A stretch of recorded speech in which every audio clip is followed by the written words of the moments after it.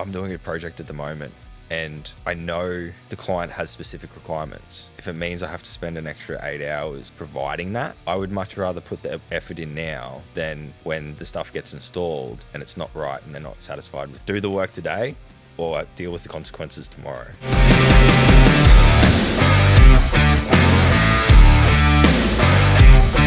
G'day everyone, welcome back to another episode of Level Up. We are back in the shed this afternoon. It's a bit of a cold, rainy day today here in Brisbane, but we've got another cracking guest for you this afternoon. Nick reached out to us after hearing a couple of our episodes and wanted to come on and tell his story. So Nick's it's going to be a cracking one today because Nick's got a carpentry background. He's got his builder's license, but he actually bought and operates a cabinet making business. He's all about family. He's a family man and all about building relationships with his clients. So we've just been having a really good conversation before we started recording today, and I'm like, fuck, we just got to start recording because we're talking about some really good stuff here. So sit back, relax, and get into this one because this conversation is going to be an absolute cracker. How are you, mate? Yeah, pretty good. Pleasure to be here. As you said before, been listening to your podcast for a while. Was a part of your pack process in your Live Life Build business a few years ago, and just wanted to reach out and catch up and have a chat. Mate, I think it's fantastic because this podcast is all about leveling up the building industry and everyone in it, and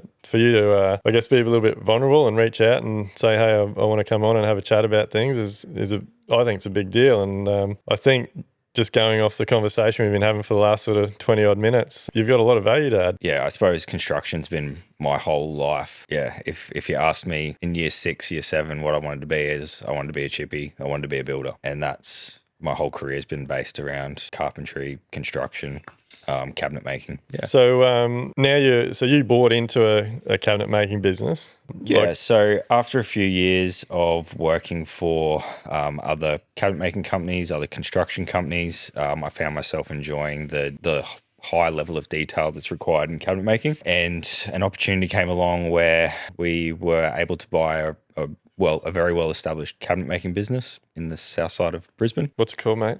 Action Kitchens. So Action Kitchens down at Capalaba. And yeah, we've been working day and night to make that happen and deliver bespoke cabinetry for our clients in their homes. Like, I'm pretty curious to know what made you go down the path of like buying a business. It's I think it's always something that's I find very interesting, but I look back at this all the time now, especially now that I actually have staff. And it's something that I always thought I was going to do. Like even when I was back at school, I was always interested in business, accounting, those sorts of things. But yeah, I literally came home one day, said to my partner at the time, hey, I'm not enjoying working for somebody. This business is for sale. So what were you doing at that point? Were you a carpenter or? At that point in time, I was working for a commercial cabinet maker. They were doing large commercial projects, retirement homes, supply and install cabinetry for builders, that sort of thing. Great place to work, but I don't know, I wasn't happy with it. Yeah. I look back at that now and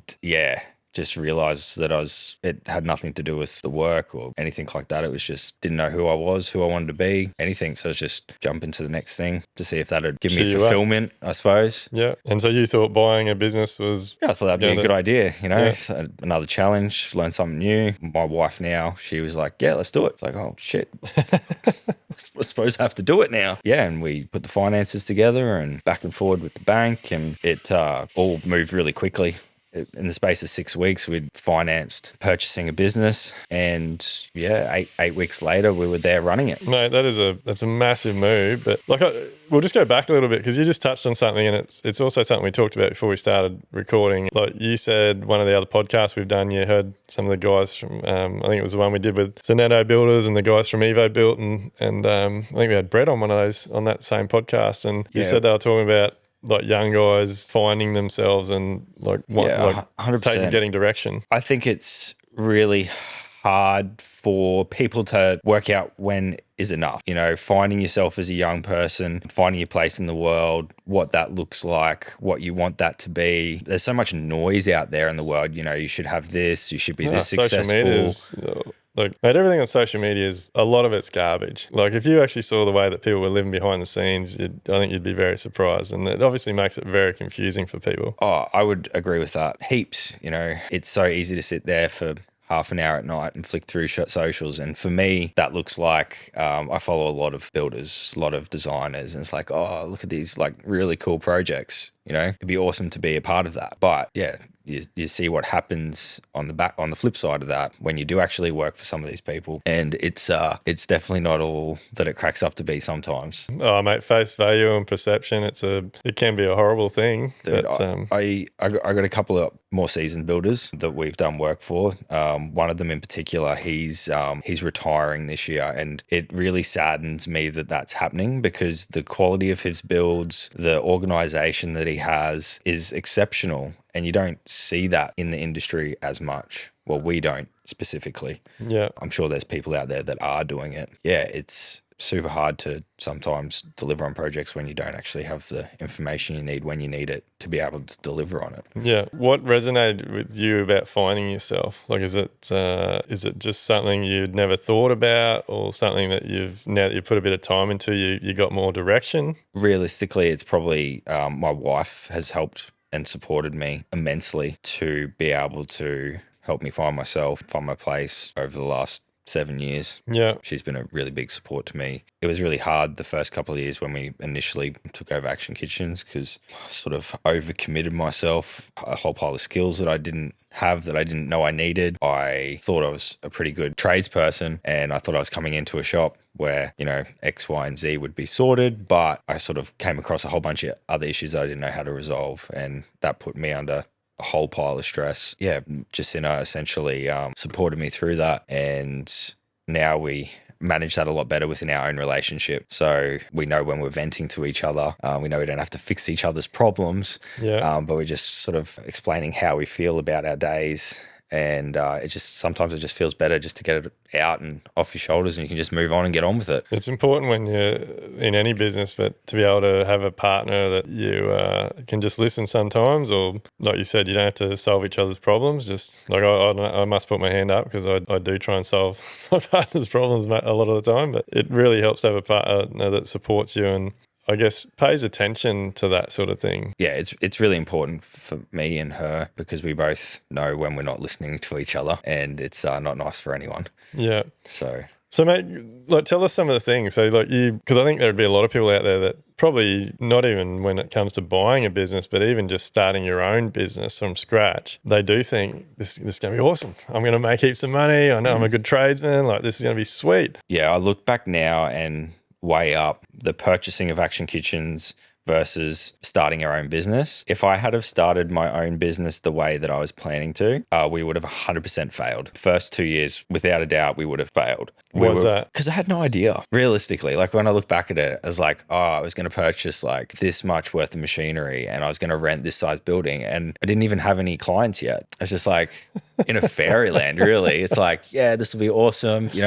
We'll just get this much finance and we'll, just make it happen. At the time, I was sort of doing weekend work projects in between my day job because I had time and resources to be able to do that. Yeah, not on the scale that we do it now. So we were really fortunate to walk into a very well-established business with a very good reputation, with a good client base.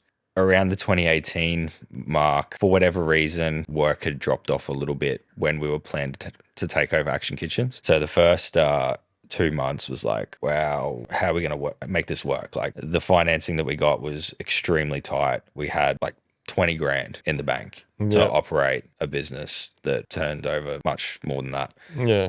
So it was like week to week with finances, and that was super stressful. And then we were like, oh shit, we don't have work. We don't have enough work. We need more work. How do we get more work? So how many, like, did you take over employees or? Yep. So we took over the whole kit and caboodle. So what are we talking? What? We're talking at the time there was 6 full-time staff, plus the existing business owner, plus myself. So for the first 6 months, I didn't even pay myself. We were living off my wife's wage for the first 6 months of Action Kitchens. That put immense stress on our relationship as well, as it does. Yeah. And yeah, I was just trying to find ways to make this scenario work. It was working, but it was very stressful. So up until this point, had you, like with your carpentry and building and stuff, like had you had to find your own work, or had you run jobs, or had you just been employed by other people? I'd run my own jobs. My old man is also a cabinet maker, so I ran a business side by side with him for a few years prior to that. But yeah, I'd run a few projects by myself, but not with staff. Yeah. So I was the one doing all the work. The work always got done the way that it should have. But the biggest one And of so the big, you weren't in a mindset that if it, like, because quite often when you're doing the work yourself, it's like it takes what it takes and you just make whatever's left. But as soon as you start employing people, like you have to make a bare minimum amount of money to pay their salaries, to pay the rent on the building, to do all the other things. It's really easy when you do the work yourself because you can wear the cost of not quoting the job appropriately, not allowing enough hours for the project because you just do those extra 5 hours and it dilutes your hourly, what you take home at the end of the week. Yeah. Yeah, it's really easy when that's the case. But when you have staff and you're paying them and you have all your overheads and associated costs and running your business, yeah, you really need to know those figures. You really need to understand how many hours go into that project. And that was the hardest thing that we had to implement in our business. When we took over Action Kitchens, we recognized that the way that the cabinetry was getting quoted whilst it was working was not a very good method. Typical square meterage or linear meter rate for cabinetry for projects. Whilst that works historically, when you have big fluctuations in the market like COVID, where you have substantial amount of labor cost increases and material cost increases, we found that really hard to adapt to the linear meter rate. So we had to essentially create a whole new pricing structure for how we estimate all of our work. I've heard this just on the grapevine that a lot of cabinet makers that do like bulk work for volume builders, like that's how they price. Like it's basically done on a square meter or linear meter rate. Like I just don't know how that would ever really work because you're completely relying on a big volume. Any place that I've worked at, a lot of them use linear meter rate for pricing. Yeah. Some of the volume builder stuff, I think they even dictate the linear meter rate to the cabinet maker. Yeah, like it's terrible. Like if you break those linear meter rates down, whilst it works for some people, we couldn't get it to work because as soon as you... I don't think it works for anyone, mate. I think if people actually did their real numbers... It's quick and easy. And it's based on volume. Like that's all it is. Like if a volume builder is doing 200 homes a year and you're doing 200 homes a year for them, you might make a bit of money because you're smashing out the volume. But that is a hard way to make money. I like clarity in my projects. So like we couldn't go back to our staff and go, hey guys, this is how much time's been estimated for this kitchen install. This is how long it should take to set out. This is how long it should take to cut out. This is how long it should take to assemble. We couldn't set any targets. It was just get it out the door as fast as you can because we have no idea on how long this is actually supposed to take. Yeah. We've quoted 20 linear meters of base cabinets, 10 linear meters of overheads, and because the pantry's twice the size, we'll just double the pantry. Like that's literally the pricing methodology that exists in the industry. Yeah. I'm not saying everyone does it, but I'd say a lot of people do. A lot of people do. So essentially, we sat down with our accountant, I sat down with a manufacturing business coach and said, hey, what can we do? How do we do this? How can we do this effectively? Now we essentially have 3 spreadsheets that we run to calculate our labor rate, cost and sell, how we charge out our materials, and how we formulate the average hours to essentially construct a cabinet and install a cabinet. Or you're just using spreadsheets? You got no software? We use the 3 spreadsheets to calculate those items, and then we've inputted that into our CRM or ERP software. And from our quotes, we can actually produce schedules and all that sort of stuff for our staff. Monday morning meetings, we can go, hey guys, this is what's been scheduled for the week. We've estimated 40 hours for installation for this project. We should be done by Wednesday, XYZ. And the staff love it because it's like, cool, that's what we're working to. If we beat it, awesome. If we're a little bit behind, what happened? Data is massive, mate. Like data is friggin'... So many people underestimate it. We have that software now, Quoties. Like I think data is the most important thing in every business because once you know your data, you can do exactly what you just said. You can set targets, you can track things, you can revise costs, you can go back and reference where something went wrong. But if you don't have a software or something in your business that allows you to do that, like you are just constantly chasing your tail. The I suppose like the hardest thing on one of your podcasts, you were talking about like guys tracking their time. For us, it's really easy to track your own time. But then when you add another 6, 10, 20 people into the mix, it's like, how do you track their time? And then how does that time then get applied to projects? So like for us, we have projects at all different stages. So like my production manager will be setting out a job, so he'll be working on that project, and he might spend 3 hours here today on this job, and then 3 hours on another job. So he might work on 2 or 3 jobs a day, 6 jobs a week. And then the guys in the factory cutting out are doing the same thing. The guys assembling are doing the same thing. And then the site guys are doing the same thing. So it's like, how do you even capture all this data? You can't do it on paper.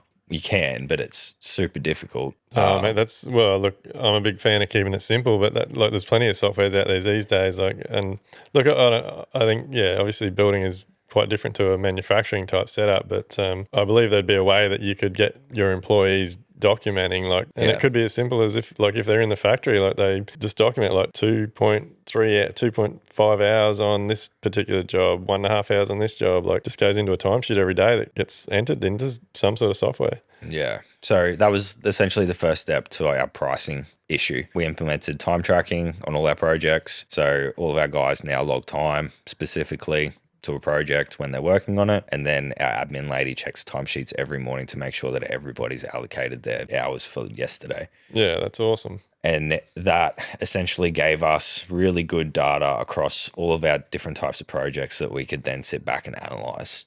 Yeah. We could sit back and go, on this cupboard, on this kitchen, there was 30 cabinets, 10 base cabinets, this many top cabinets. This is our average installation time. This is our average assembly time. This is our average machining set out times. And from that, we were actually able to develop a very sound pricing structure. Yeah. And then you've got all that data to reference and go back. Like when you get a new job, you can go, oh shit, we've actually done one that's very similar to that. Like it was around this cost. So maybe this one should be a bit more, or data is massive. Yeah. So we can effectively back cost all of our projects within a couple $100 now, which is awesome. Prior to that, we were relying on P&Ls to go, okay, have we done well? What P&Ls, quarterly or end of financial monthly, year? quarterly, because there can be some, there can be quite a few fluctuations month to month. So it's sort of hard to track monthly, but monthly, quarterly, the last 4 weeks, have we gone okay? So many the last people, 3 months, have we gone okay? It blows my mind that's how so many trades and builders operate. That's. But when you have a massive influx in the market like COVID, it was changing weekly. Yeah. The historical data's not there. Yeah. You literally have to wait for it to taper out for that to actually work. Yeah. And then it's not taken, a lot of time it's not taken into real time account, like invoices that haven't come in yet from other suppliers or other trades or whatever it may be. So you can look at your P&L and think, holy shit, if you're not accounting for your work in progress appropriately, yeah, which most people don't know how to do, yeah, it's it's pointless. You're just mate, it is spitting in the wind. It's terrible. And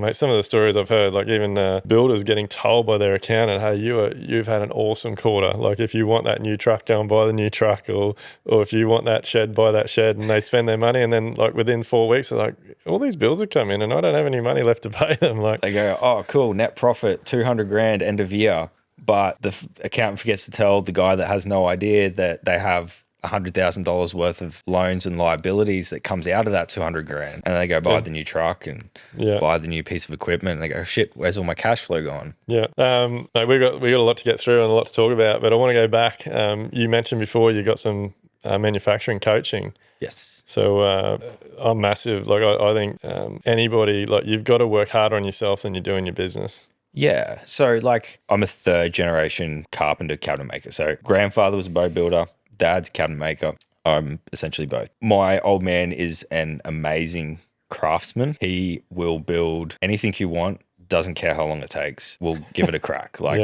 Some of the joinery that he's been building lately is absolutely amazing. I learned from him. So I learned a lot of those skills from him. But I want to run a really good, successful business. I realized that I needed to develop my skills, not just what I've learned from the industry, but look outside the industry and see what I can use to apply to my business. So yeah, I participated in some lean manufacturing coaching and started to get some education around just-in-time manufacturing and lean manufacturing. What made you get to a point where you're like, all right, I want to get a third party involved. I want to get some extra help. I'd worked with another business coach when we were going through some struggles at the start, when we felt like we didn't have enough work, we didn't know how to market our business. So we got a business coach on board that helped us with some marketing strategies, tried to help us with some pricing strategies. We couldn't get that to work for us at the time for a pile of different reasons. We couldn't get the software to work. We're just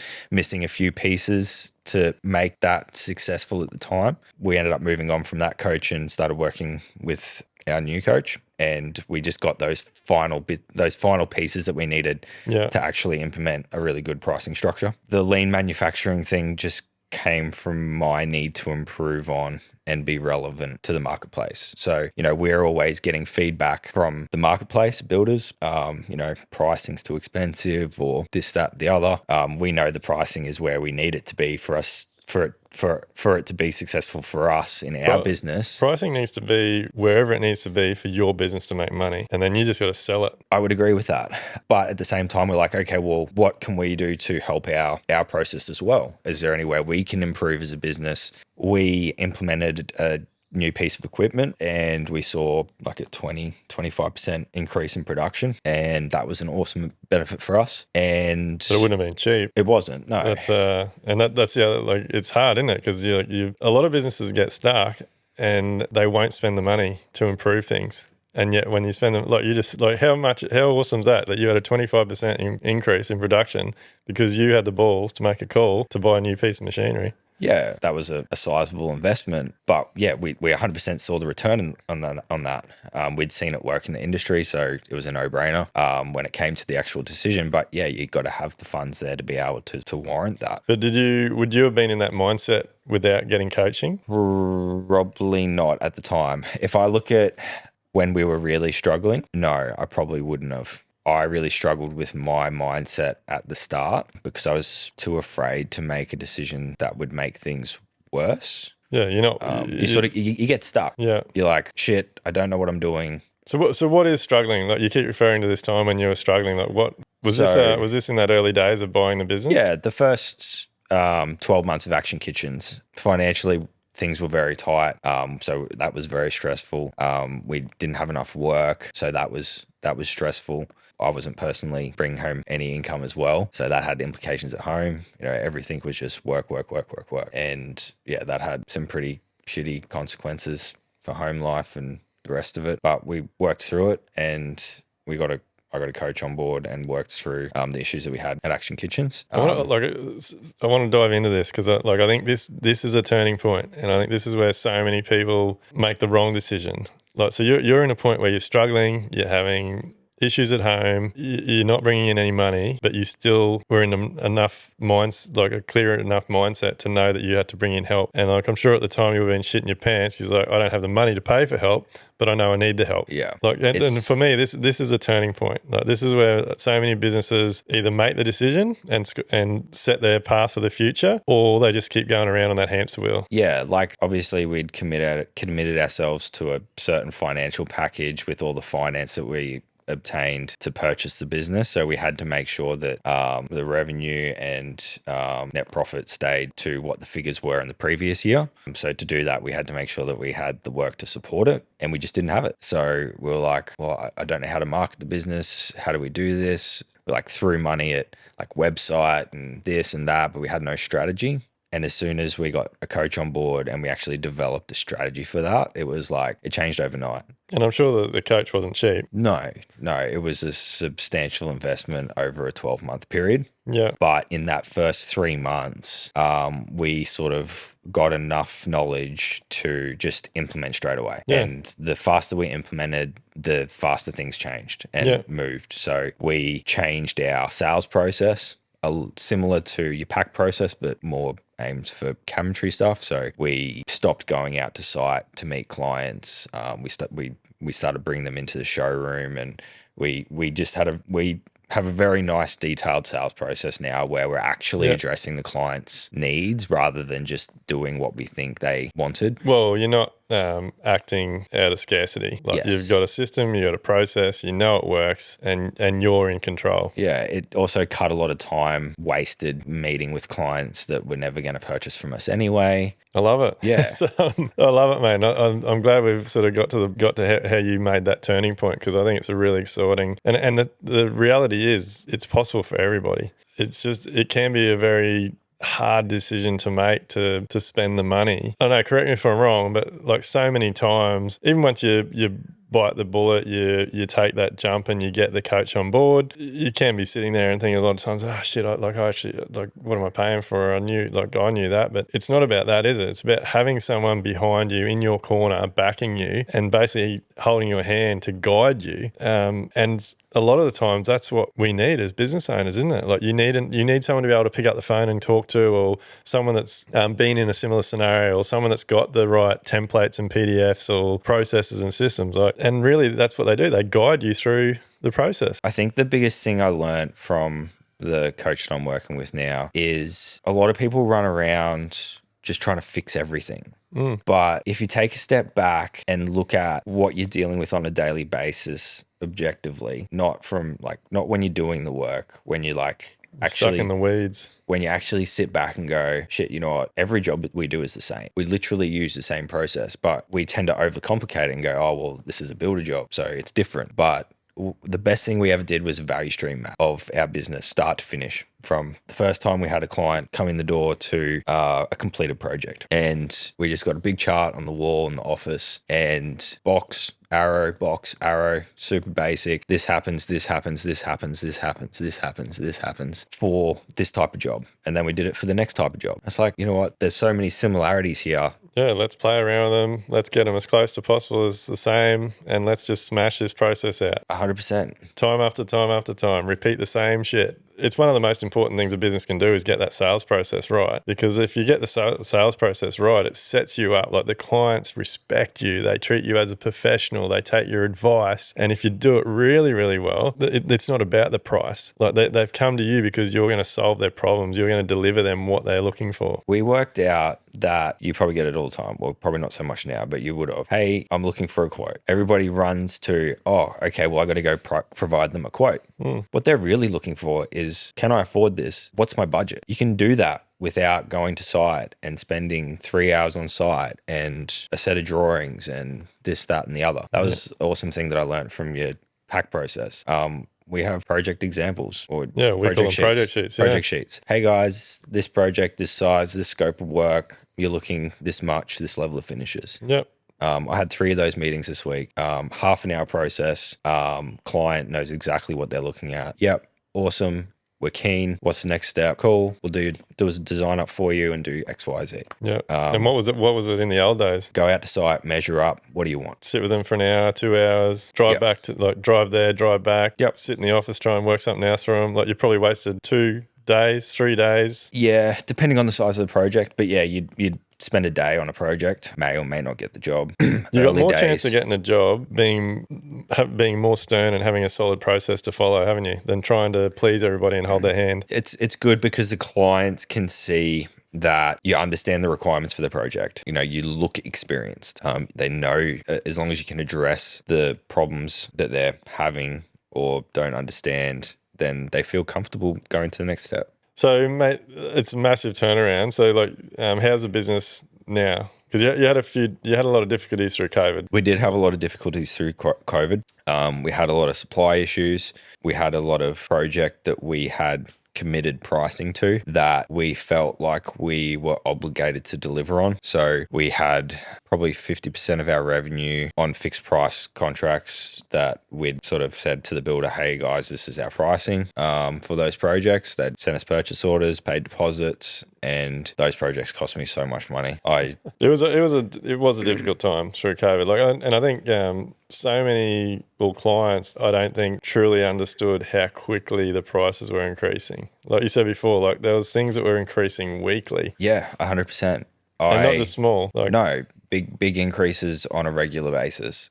The turning point for us was we also didn't have a pricing structure that allowed us to quickly adapt our pricing to those changes, which made it harder again to make sure that the work that we were doing. In the end, we ended up pulling out about 6 house fit outs that we'd committed ourselves to and said, look, sorry guys, can't do it for this price. This, if you want us to do the work, then this is what it's going to look like. Some of them were completely understanding, put it to the clients, and they were really good about it. The other ones were not so forgiving, but I also understand from their perspective that their hands were tied as well. Yeah. And we ended up just not doing those projects. Yeah.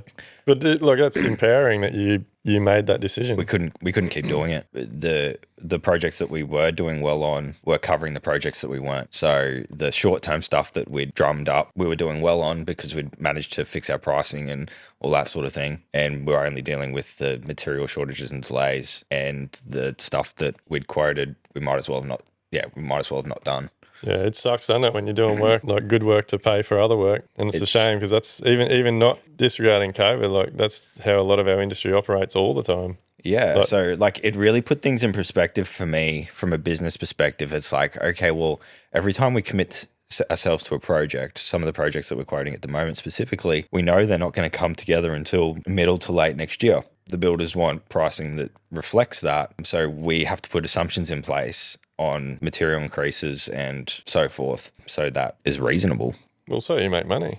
Like profit's not a dirty word. Like you every business has to make money. Like that's sustainable. Like to keep operating, to be healthy, to operate, you've got to make money. 100%. So mate, it's all sounding really good. Like so you've obviously learned a lot. You're kicking goals now, but you're not just working for builders, are you? Like you're with your builder's license and things. You're actually doing, I guess, small renovations. Like we do some small renovations, mainly only when there's substantial amount of cabinetry that's required. So yeah, we just noticed that a lot of the smaller renovation projects sort of weren't being catered for in our area, or weren't being catered for very well. So we sort of have a design build process for just small kitchen renovations. So you take care of the plumber, sparky, maybe a bit of plastering. Yep, full scope of work. So interior design, plumbing, electrical, plastering, carpentry, and obviously cabinetry. Yeah.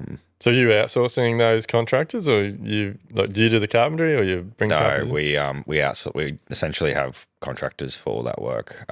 My uncle is a carpenter. I actually did my apprenticeship with him. Yeah. We have a wide range of other trades that we use on a regular basis as well. I like it because you said before when you first purchased this business, you found out reasonably quickly that like the area that they were getting bringing a lot of work into the company was sort of running out. It wasn't keeping up with the times. Yeah, so that was probably one of our biggest shifts early on. Instead of just being like every other cabinet maker, we decided that we have the skills, we have the know-how. Why don't we make this service a lot easier for the clients? Yeah, it's worked out really good. We sort of, from a scheduling perspective, it's awesome because we control the whole project. So we're not trying to work in with builders' schedules or stuff like that. Like just on that, like, is there many builders that actually give you a schedule, or is it like ring up, hey, I need this in 6 weeks? If there's anything that's broken with the construction industry, it's scheduling. Like, I understand that there's weather conditions, but like not doing a schedule on a project just because you think you know how the project runs or whatever. I get it. I did it for years. I drove around from job to job every day with my diary, and I had notes in there, and I'd ring up each day. I'd ring up every trade and let them know where we're at, and hey, I need you in 2 weeks' time, and this and that. But it is a terrible way to operate. Like not just for me as a builder. I feel for all the bloody pain I put on my subbies, and yet so many builders are not running schedules. Man, I would love to crack open the laptop and show scheduling that we do in our business now, and it has been probably one of the most successful things that we have done for our business because all of our staff clearly understand what is due when on every project. Yeah. So running a single project out of your head, yeah, sure, it's definitely doable. Heaps of people do it. 1, 2, 3, 5, sure, it can be done. But what you can't do is then see like all the overlaps on multiple projects. So it's like, oh, we use the same Sparky. We only have one Sparky, but he's on this project for 6 weeks and I really need him to do a roughing on that project. And then it's like, oh, well, I got to pull him from this project to do this one. And then this one's behind. And then you have all these conflicting issues when you start running multiple jobs, and you start to run into those when you start scaling. It's like, oh well, I've always used this Sparky because he does a good job and he knows what I need to do, but he's not available. And then you go and try and find another Sparky, and the new Sparky does it differently. Or what's it look like from other builders? Like what do other do you have builders that send you scheduling? We've been really fortunate lately. Last 12 months for us has been awesome. We had a really successful year last year. The most successful year we've had to date, which is awesome financially. We were really lucky last year. We did a few projects with some really good building designers and architects, and they've been recommending us heaps. Yeah.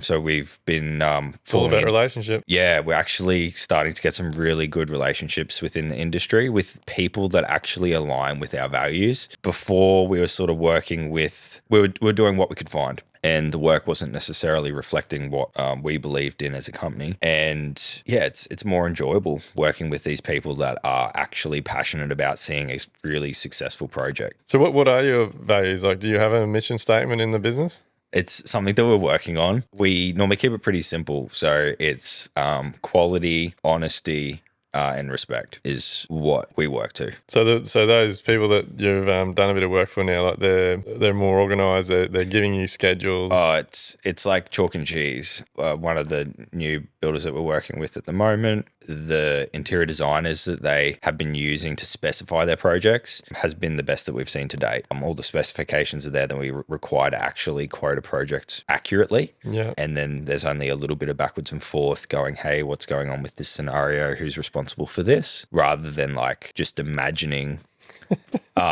what needs to get built. Like if I saw a set of architectural plans to come across my desk, maybe 2-3 sets a week, builder sends me out, says, hey man, I need a price for cabinetry, and it's literally a floor plan with a cabinetry outline. It's like, what are we pricing? And that's like, that happens all the time, mate. All the time. Like what's in it? Like what drawer? Has it got drawers? Has it got doors? Like what do you want? Yeah. For builders, I really love the build and design process because they're like involved from start to finish. That's why I love your pack process. Like at least you're involved start to finish. You understand what's happening. Yeah. The worst thing about construction is not enough like people, professionals, trades, architects, builders, like are actually communicating the vision for the project. Yeah. These people that are involved at the start need to communicate with the people involved at the end. For a building project, that might be 200 people. But like you said, you just touched on it with like you get a set of drawings that's got an outline of where the kitchen goes and a vanity goes, and like how do you put a figure on that? And then linear meter. Yeah, well, and so this is where it gets hard. This is where I feel for clients because if they're getting priced from multiple builders, there will be builders out there that just throw a figure, whatever, 18 grand. And you'll have another builder that takes more pride in what he does, and might have a good relationship with a cabinet maker, and the cabinet maker might throw a quick sketch together of that design and put a figure on it. And that figure is going to be more realistic because he's actually put a bit of time into figuring out what's going to fit in that outline. Mm-hmm. And then the builder, like the other builder, goes back to the client, and the client just goes, well, why are you cheaper than this guy? This guy's, you've got 18 grand for my joinery, you've got 48 grand for my joinery. Like, what's going on? Like, people don't understand the value of spending more time and money in the early stages, getting everything documented on paper. Like to me that and look, I used to be one of those people 10 years ago, but now I cannot recommend to my clients enough, spend the money on the designer, spend the money on the documents, spend the money on a builder doing the pack process, because the more money you spend in those early stages of your job, the more successful your job's going to be, the less chance you got to have variations. Like it's a no-brainer. Yeah, I love Amelia's comment. While it's lines on a page, it's easy to change. And it is 100% true. While it is still at specification or still at plan stage, it is so easy to change. Yes, you might have some design fees or anything like that, but that versus variations throughout a project, like it's a no-brainer. Yeah. You know what's getting built, no questions. Yeah. Mate, I want to go back.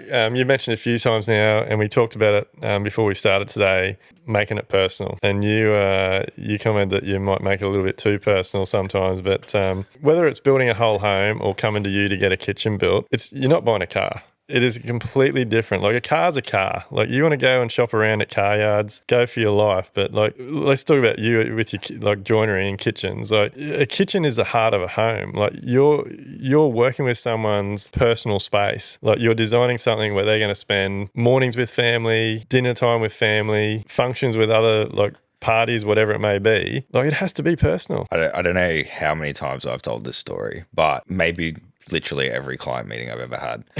But my office secretary is probably sick of hearing it. She's like, not this one again. But mate, record it on video, send it out. You know what we were talking about before? We're like not repeating the same thing at every meeting. My wife's a chef. So Jacinta is a patissier, and her mum back in her day was a chef. And when I met Jacinta, it was like a whole different family aspect. Lots of home cooking, very involved together, doing lots of meals and stuff like that. And I looked at kitchens completely different. I look at kitchens completely differently now because yes, whilst they need to be aesthetically pleasing, like some people need them to work. Like it's fine to have a pretty kitchen, but they need to work. It's just most people don't get it explained to them. They have to work. You know, where are you going to store this? Are you going to be happy walking 6 meters from this end of the kitchen to that end of the kitchen to get to the fridge? Whilst these kitchens look awesome, are they going to work for you when you're in the home? And I feel like as industry professionals, that's what we're here to explain to clients and help them understand. Love it, mate. Because even though, yes, we have awesome detailed documentation, do they understand how to read it? Do they understand how to, what this stuff on the plans mean? That's why all my client approval meetings are in person, because I can explain to them, hey guys, this is what an adjustable shelf looks like. This is where your oven's going to go. This is the height it's going to be at. Yeah. For us to expect the client to get a tape measure out and go, this is the height of my drawer, and this is how high off the floor the oven's going to be. Like, it's not realistic for a lot of people. Yeah. Most people don't even know how to use a tape measure. Yeah. Well, it's not only that, it's seeing it in real life as well. Like seeing 600 mil on a tape measure is different to seeing a 600 mil wide oven. Yes. It's so true, mate. Like, and it flows through the whole project, but like you can, like you see them all the time on Instagram now, like an incredible looking kitchen, but it is not functional at all. 8 meters long, the oven's down there, the kitchen, the fridge is down there, and it's like, cool. Yeah. Looks awesome. Like, I probably wouldn't knock it back if I got given it, but like, it's, it's got to work. It's got to be functional. Yeah. And like, I think reality is a lot of clients would really appreciate that. Like, I think so. Like, I know builders, but I think tradies as well. Like, so many people in our industry miss incredible opportunities to build relationships with people by opening their mouth and giving them some advice. Like, one of the first things I say to clients now, once they sort of make it through our process and we get to having a meeting, is like, I'll tell you right now, like, don't get offended by it, but like, I speak up. Like, I'm quite happy to bring up my opinion, and then look, I'm just throwing it out there. It might help you, it might not, but I don't want to see you build something that you're not happy with in the end. So I'm going to put my opinions out there, and you might run with them, you might not. But I think so many people either sit on their hands, or they're scared to bring up their opinions, or they're scared to offer advice, or more than likely, most of the time, they're chasing their cash flow and they just want the frigging job. So they're scared if they're opening their mouth and complicate things, the job's going to get delayed or whatever it may be. And so they just want to say whatever they need to say to get the job. And it's the wrong way to do things. Like for me, and I feel like you're very similar when it comes to this, like for me, it is all about making sure the day that I hand over the keys, my clients have an incredible home that just doesn't look good, but it's functional, it works for them. It meets their requirements. And to me, that's what is success. You see it all the time. Clients, practical completion, move in with like defects galore. Oh, come back and fix it. And 3 months down the track, yeah, they come back and fix it. But like you've literally had to live through like all of that. I get sometimes it's like based on client getting into homes and all that sort of thing. But it's like, what work needs to be done. Just do it. Yeah. Like you're not going to get away with it. Yeah, you got to offer advice. I'm sure Shay won't mind me telling me this story, but like he's recently moved into a new house where they wanted a bath. They got a bath, but he couldn't fit in it. True story. So, yeah, like you've got to... Hey, dude, you're a pretty big dude. Maybe we should get a bigger bath. Like, it's not rocket science. Like no one thought to ask questions or demonstrate the size of the bath or those types of things. Like It's a home or a kitchen or anything really to do with a home, to me, is a personal transaction. It's not just a tick and flick. Like, you've got to make it personal, and that's when you'll start getting treated more like a professional, and people will start valuing your time and your input and things, because you're not just there to, I guess, get the next job and move on to the next one. at the end of the day, you'll have to deal with the issues of not providing that anyway. Yeah, So 100%. I'm doing a project at the moment, and I know the client has specific requirements. If it means I have to spend an extra 8 hours or 10 hours providing that, I would much rather put the effort in now than when the stuff gets installed and it's not right and they're not satisfied with it anyway. Yeah. So like, you either choose your hard, like do the work today or deal with the consequences tomorrow. Yeah. And most people end up dealing with the consequences tomorrow because they're chasing their tail and need the cash flow. Yeah. So, mate, we're getting towards the end, but I want to do a bit of personal stuff, because like you've turned the business around now. You've got all your data, your software. You're making money. You're building great relationships. Like, you've got a young family, so if I'm sure you're no different to all of us. Like, family's number one. Yeah. So, like, what's some things you're implementing or have got on the horizon because you said you've just been working nonstop. Like, what are you doing to get out of that?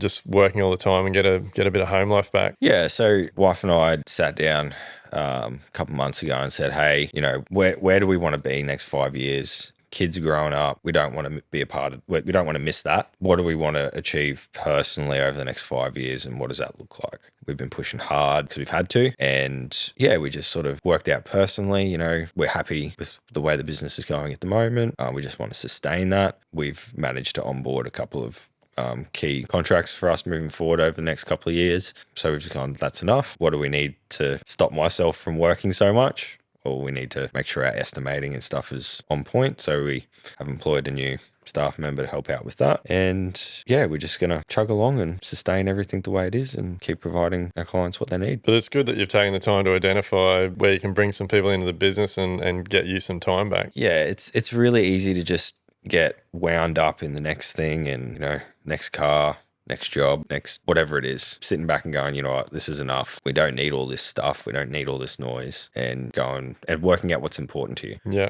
And that's separating. Well, that's getting to that point, isn't it, where you're not making it all about the money. No, the money's still important. Like, the business has still got to remain sustainable.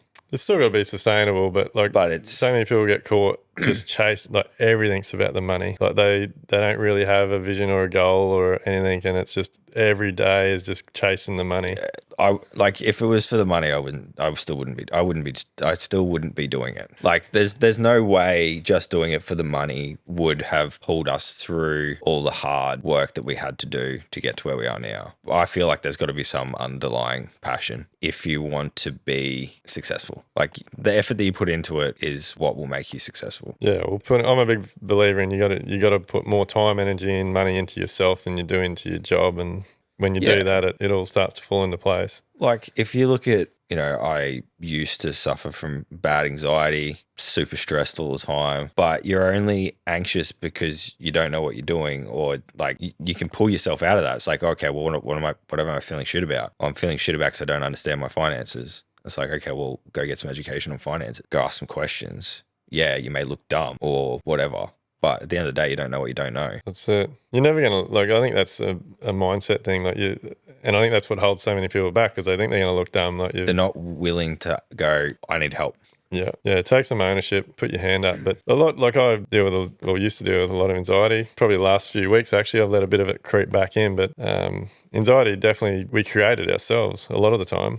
Whether it's pushing to have something, whether it's putting too much expectations on things, whether it's like living beyond your means and putting yourself in a situation where you're stressing yourself out because you haven't got enough, like whatever it is. But 9 out of 10 we get bad anxiety because of a situation that we've actually created ourselves. And it's sometimes it can be taking the time to sit back and take a deep breath and just have a look at your situation and go, well, maybe I need to take some ownership on this and change a few things that I'm doing. So yeah, I would agree with that 100%. Yeah. So mate, it's all about family now, like young family, business is going well. Just looking to the future and getting a bit of time back with the kids. That's it. Like, I absolutely love spending time with the kids. Like every night when I come home, it's like they just scream at me because they're like happy to see me, and yeah, it's probably the best part of my day. Yeah.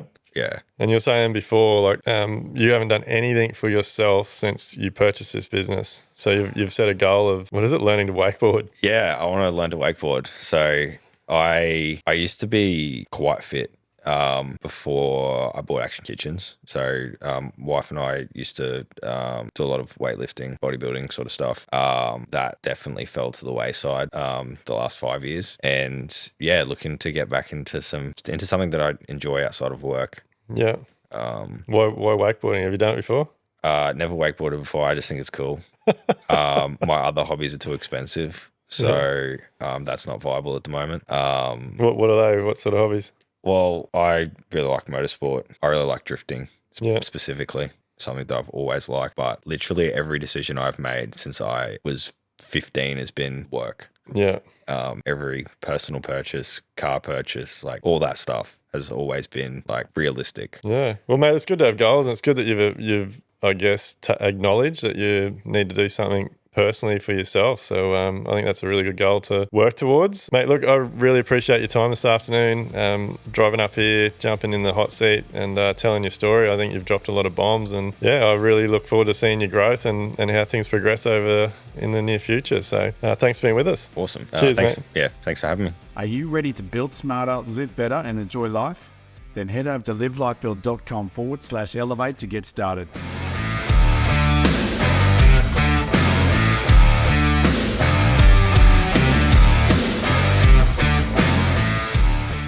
Everything discussed during the Level Up podcast with me, Dwayne Pearce, is based solely on my own personal experiences and those experiences of my guests. The information, opinions and recommendations presented in this podcast are for general information only, and any reliance on the information provided in this podcast is done at your own risk. We recommend that you obtain your own professional advice in respect to the topics discussed during this podcast.